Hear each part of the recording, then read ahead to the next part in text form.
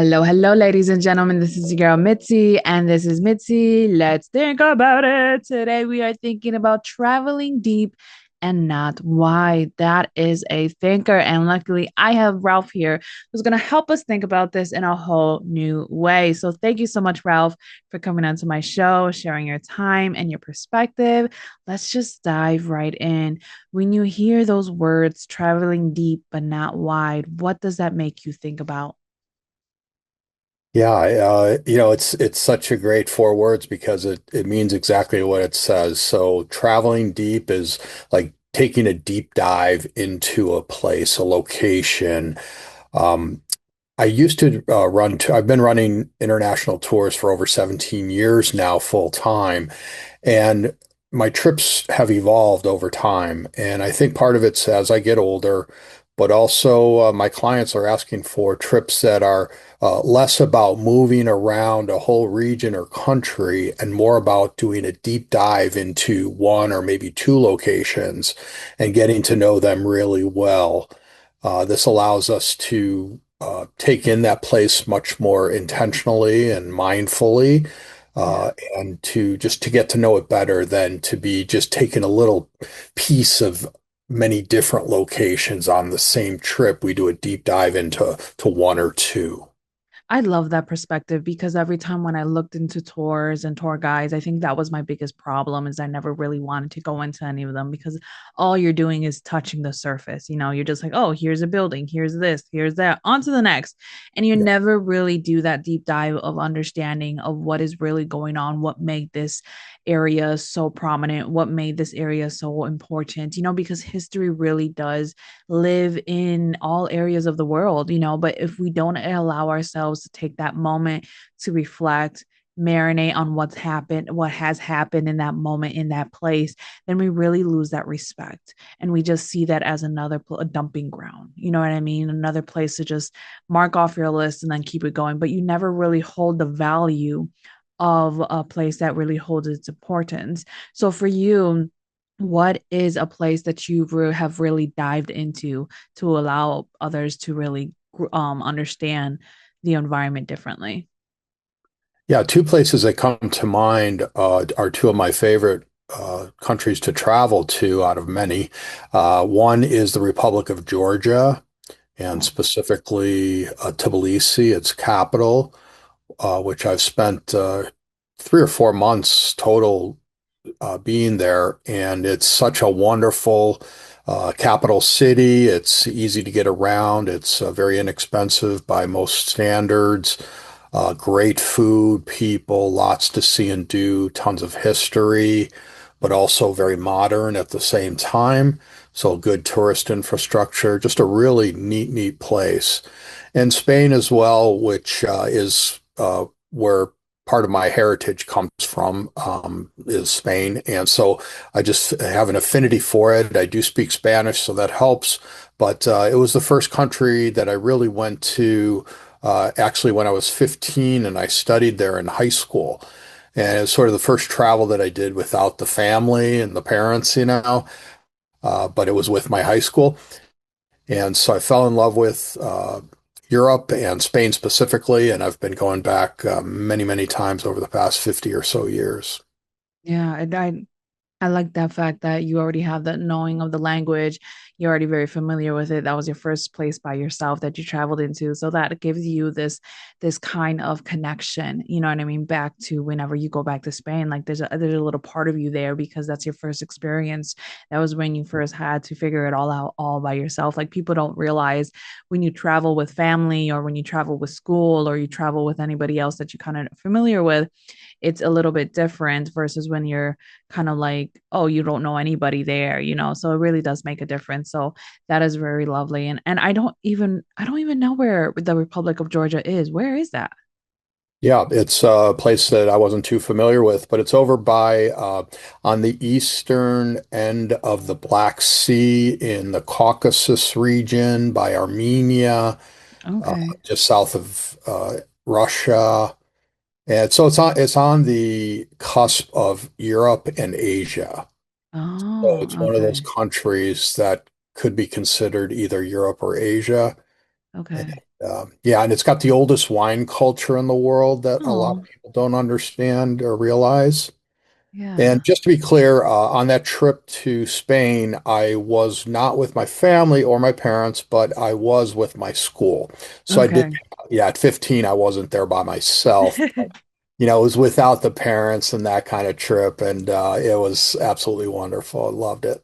Well, that's good because that still provides you that bonding moment with friends and those Absolutely. old classmates. You can be like, "Oh, do you remember when we took that trip?" And that's really brings that unity together so that You those know, experiences. Yeah, if I could just tell a quick story. I Yeah. just happened to, so that was back in 1979. That was a long time ago, 46 years ago, that I studied in Spain in high school. And I just had two women on that trip from back then come on my most recent May trip to Portugal. And this was their third trip with me, but I hadn't seen them in about 42 years, I think it was. Oh, But we wow. connected on Facebook. They saw that I do tours now, and they said, "Oh, we see you're going to Spain. We'd love to go back to Spain with you." So 42 years later, these two sisters came with me to Spain. And then the next year, they came with me to France. And then just this year, they brought their husbands to Portugal. And so it was really, really neat and talk about just, coming full circle and seeing these old friends from back then. What a crazy thing to do. It was Oh, wonderful. absolutely. I mean, because it brings back old memories, and the fact that she came back to still like reconnect is Mhm. something that still holds so much value that you Yeah, guys can still like just build something on that you would never even know. I mean, 40 years later, and you guys are still reconnecting, and she came back again for another trips and multiple trips. That holds a yeah. lot of value, and that's very beautiful that you were able to have that. So I guess my question to you is what is the first thing that you tell people on these trips when you are about to do this deep dive into a certain country? Like, how do you mentally prepare them? Well, the first thing is don't be late. No, I'm a bit of a stickler when it comes to people being late when we're with a group, just out of respect for everyone else. I'm kidding. But, we have a meet and greet before every trip. We do it online because people are from all over the world. So we start to get to know each other before the trip. But then the first night we get to the place, we have a meet and greet in person. And then we go over just the trip ahead and a few little ground rules and stuff. And the main thing is to, number one, be safe, but also to be respectful of your fellow travelers. A lot of us are used to traveling by ourselves and being in control. And, it doesn't matter if we're late because there's no one else to be affected. But Yeah. when you travel with a group, and my groups are small, anywhere from 4 to 10 people, but everyone respects everyone else's time, and so we're just all on time for everything, which works out really well. Oh, absolutely. And I think that's the biggest thing is just respecting each other's time because you guys are all trying to do the same thing, explore, understand, have a better understanding of different cultures and different environments. You know what I mean? And I think that's something beautiful to And really you're in, have. yeah, and you're in really tight quarters with each other. Of course, we're not rooming together, but we all have our own hotels and but meals and buses, and we're all together for a long, for 7 or 8 days or however long the trip is. So it's important, and everyone just becomes great friends on my trip. It's really, really wonderful. That's the best part of my job. So you've been doing this for so many years, and all of these groups are very small knit, and it sounds like they really become like a kind of like an extended family. Is that right? Absolutely. Because my job is very solitary. It's funny because I'm either by myself or I'm with 8 or 10 people, Mhm. and so it's feast or famine. But it's really important that I create an environment where everyone's comfortable with each other, and over the years, having done this for so many years, I get a lot of repeats. I get over 50% of my clients repeats and tell their friends to come on the trips because they enjoy them. So that just builds on itself. And, like you said, these are more friends than they are clients. And so this is kind of my social network because I'm on the road 8 or 9 months out of the year. So it's hard to keep friends at home, but when I'm on the road with people and the people in the destination that I'm working with have become wonderful friends as well. Yeah, I can see that. I can most definitely see that because you're traveling all over the world. I mean, you're around these people for a certain amount of time, really diving deep into the area. So when you go to these areas to dive deep, how do you know that it's a deep, you know what I mean? How do you know that you're diving deep? What do you look for? What do you make sure that you guys tackle in that tour to make sure that everyone's getting a broader understanding of the environment? Yeah, I come from a restaurant background, so I've owned two restaurants myself. I've grown up in the restaurant business. My grandparents had restaurants. So food is a big, important part of travel in general. And I try to make it a big part of our trips. We often do market walks or go out with a chef to take us into the market to see all the strange fruits and vegetables, Oh, things we've never seen before, right? And you learn about them, how to buy them, how to cook them, prepare them, eat them. So to me, that's such a big part of travel is the food because it's usually very specific to the place. I go to some of the most incredible food cultures in the world. So of course I make that a big part. We also do cooking classes and demonstrations. I think just food is such a big part of travel that I need to make it a big part of my trips. yeah. The other thing is that I teach photography, so some people have an interest in photography on my trips, but they're not photo workshops, and I don't want to discourage anyone who's not into photography from coming on my trips because they are wonderful, even for non-photographers, because everyone wants to be in a great place with beautiful lights at the right Yeah. time of day, whether you have a camera or not, right? So that works out really well. And then I also love to get my people in to see local artisans and business people and, how they live, how they work, perhaps have a cup of tea with them or a meal, learn how they live because getting that international perspective, especially these days, is so important and such a big part of why I travel.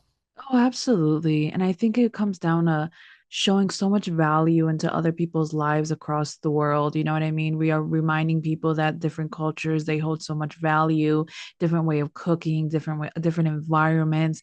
You're really bringing people back to that respect of humanity. You know what I mean? That we've lost in time. I don't know where it got lost, what direction it went to, but for some reason it's depleting. And I think this really does show that fundamental value of just we're humans. We need to cook, we need to eat, we need to interact, we need to express ourselves in one way or another, if that's by food, if that's by art, you know what I mean? So it really does hold that value that no matter where you go, you can see how there's still value in this city, in this country, in this culture. And I think that a lot of people just need that because in the United States, we are so divided that we need to have this understanding that we are united because we are human beings. You know what I mean? At the end of the day, we are human beings.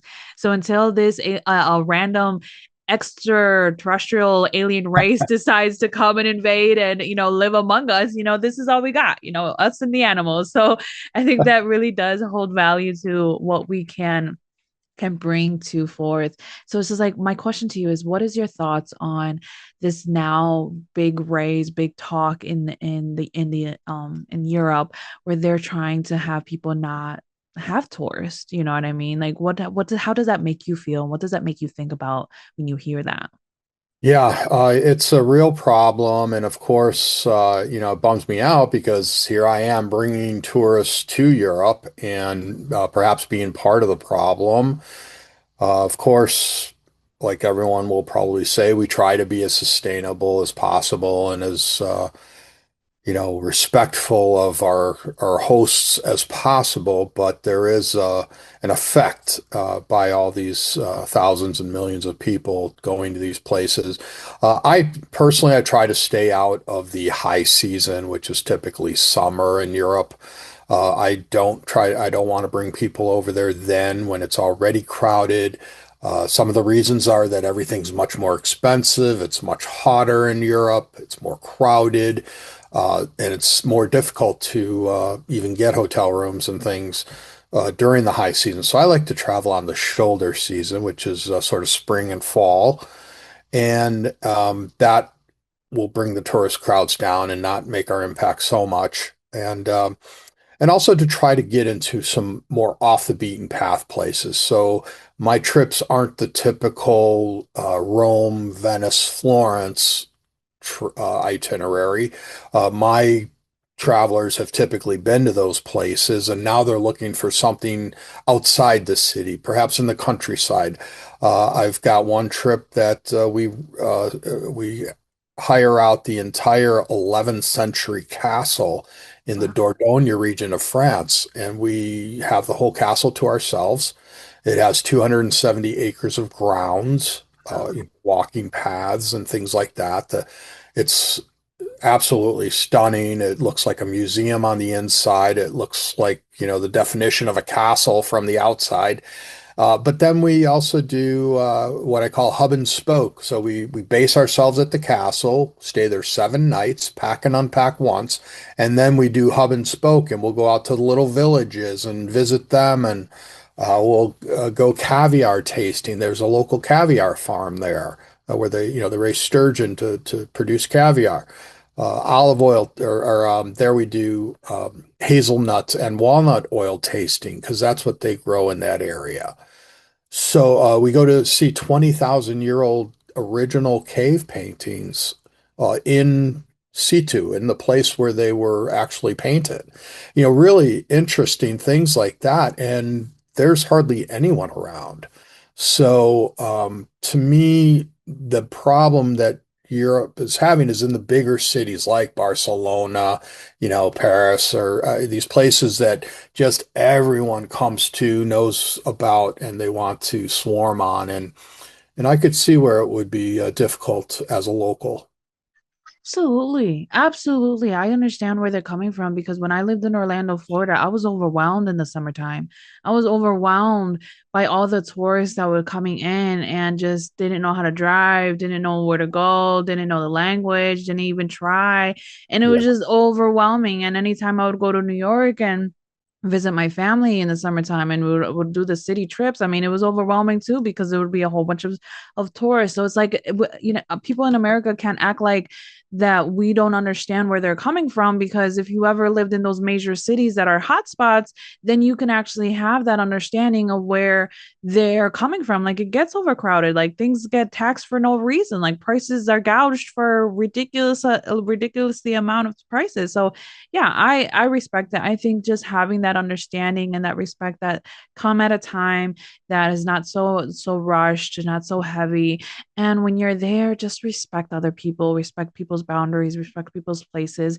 Not everything is worth a photo. You know what I mean? Sometimes it's just worth you just looking into and just being amazed and just being in awe with nature, just being in awe with humanity, just being in awe of the fact that they make hazelnut oil, or the fact that they have this caviar farm, or the fact that you're in a castle. You know what I mean? Just like these moments that we wouldn't normally be exposed to. I think people just experiencing it in the moment is holds more so much more value than having to record it or having to take tons of pictures. Like sometimes we lose it. Yeah, we want to save it and we understand the point, but sometimes you cause more of a mayhem when you stop everybody and halt life just for you to get the right photo, like you said, the right lighting, the right everything. Like sometimes the beautiful moments that we experience are great in our memories where we could like flash back and just have this reel going in our mind of these memories, and it's like a movie reel. Like I could only imagine your movie reel of all the places that you lived. That picture you could just sit down on your couch and just, yes, that was nice, that was nice, oh, that was so beautiful. You know what I mean? It really does give you that appreciation to life. And I think when people dive deep, when they travel and have these moments where they are able to connect with humans, humanity, animals, nature, other artists out there, they're able to really consider the deeper value of life and what it really means to them. So it sucks that time is catching up to us, Ralph, because I feel like I keep picking your brain on so many other different avenues on this. But what can be some lasting words that you can leave us off with to keep on thinking?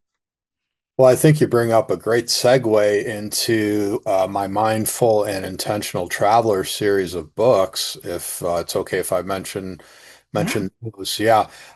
If you're watching live or on the screen, you can see my book right here called Bucket Lists for Travel. It's my latest book in my Mindful and Intentional Traveler series, which is a series of books that I created just as of this past year, and it's something that came up, actually originated in 1980 when I was in Peru. The next summer after Spain, I was a volunteer in Peru. Nice. And so we took a group of 9 students and 4 teachers down there. And we were 16-year-old boys. I went to an all-boys Catholic high school. And you can imagine that after a couple days, we are starting to moan a little bit about the, food being different and not having our beds and our family and friends. And so one of the priests said to us, he sat us down and he said, "Guys, be here now. You have this incredible opportunity to be on literally the other side of the earth, to witness this, to learn from these people, to maybe help them a little bit because we were there as volunteers to do some manual labor and take advantage of this experience." And so those 3 words always stuck with me: be here now. And so just about 2 years ago, I started thinking about this Mindful and Intentional Traveler series. As I get older, to me, it's much more about doing that, traveling deep, not wide, seeing more of less, more intently, and I wanted to spread the word with that, so I created 60 affirmations for travel, which is one book. The next one was travel activities for adults, which has adult coloring pages, mandalas, uh, word searches, things like that, crossword puzzles having to do with travel, but also interesting travel quotes and places for people to write down notes and things. But it's meant to keep you active while you're traveling. But finally, I came up with bucket lists for travel. And that was a place that I never found a place where I could actually go and tick off all the countries, rivers, oceans, places I've been, experiences I've had, foods I've tried. I've got over 80 lists there, UNESCO World Heritage sites. It's set of great drives, hikes, things like that. And I hadn't found a place where people could actually tick off those items. But even more importantly, to be inspired to go to other places. So yeah, it lets you tick off the ones you've been to, but oh wow, I'd never heard of this place. Let me check that out. Or it's meant to inspire you to go to other places as well. But it has to do with that being present. The other book in the series is How to Be a Mindful Traveler Using Your 5 Plus Senses. And that's about stopping every hour or two and just thinking, what am I smelling? What am I seeing? Feeling the warm walls of that fortress or castle that you're standing next to. What went into building this place hundreds of years ago? Being intentional. So that's what these books are about and what my mindset was. I love that you did that because that is something that I was looking for too, is some type of list that I can check off to motivate me to keep going. And I think oh my goodness, I love the fact that you're trying to help people be more intentional and giving them this avenue, like, well, you can be more intentional in the smallest of ways that sometimes we just dismiss as no value, but in reality, that holds value. That holds so much value. Just smelling the air is so different. Like when you smell air from the north and from the south and from crowded cities, from not from the farmlands or from like open land, there are different smells. It Big smells time. different. It tastes different. Like yum yum yum yum. It's so yummy. You know what I mean? Like it's so different. Like, and when you have that opportunity to really think and reflect, oh my goodness, it really changes your values and your understanding of life. And you get this awe of just the natural way that the earth is just formed and the way that the earth is just moving. And and just being like you can look up into the stars in one part of the planet and then be so amazed that you have access to a whole different set of stars in a different side of the planet, you know what I mean? Or you seeing the sun in one area of the world and then you realize, wow, this sun, it still brings me light in when I'm back home and on the other part side of the world, you know what I mean? So it really brings you this appreciation of just realizing how beautiful and unique the earth rotates, the earth moves, and everything that's among us is really fascinating. Just even the solar system, just looking out, seeing the northern lights. I mean, oh my goodness, there's so much appreciation and gratitude out there. But unless you don't have that understanding, or nobody has taught you or provided you with this understanding, then you really don't know, and then you miss out. You know, and Yeah, and I love that you have written in these books so that it can give people hope. It can give people a different way to see life, or especially when they see travel. This is a great gift to give somebody who's even thinking about traveling and where to start or where to begin. Like that's an awesome way to start, because it's like, oh, you want to start traveling here, why don't you start here? Why don't you just look at this bucket list and see where you can go? You never even knew the places that were available because all the other hotspots are so congested that it's like not even worth seeing anymore. You want to see the rivers that nobody goes by. You want to see the hills that nobody sees. You know what I mean? You want to see the flowers that bloom. Like, oh my goodness, there's so much to see out in this world.